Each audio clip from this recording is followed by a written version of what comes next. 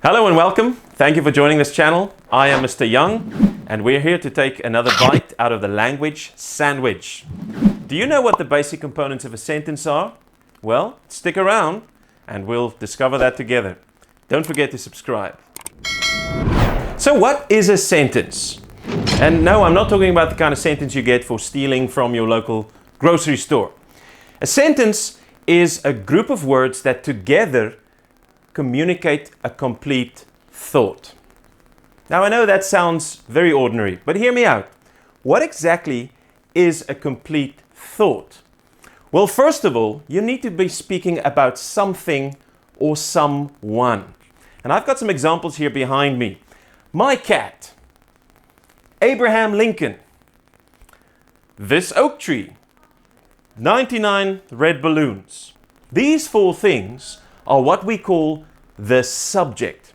It is the thing or the person or the place that we intend to say something about. And that's our subject. So we've got the subject. Now we need to turn to what do I want to say about that subject? My cat ate a tuna mayonnaise sandwich. Abraham Lincoln wears a funny hat. 99 red balloons went floating by. And that oak tree is dead, sadly. Poor squirrels. They got to move house.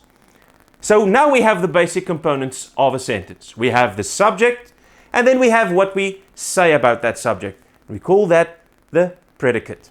So here we are with our basic components of the sentence then. The subject, what we're talking about, and the predicate, what we're saying about that thing. Stick around for some more on the details of what exactly goes on in the predicate.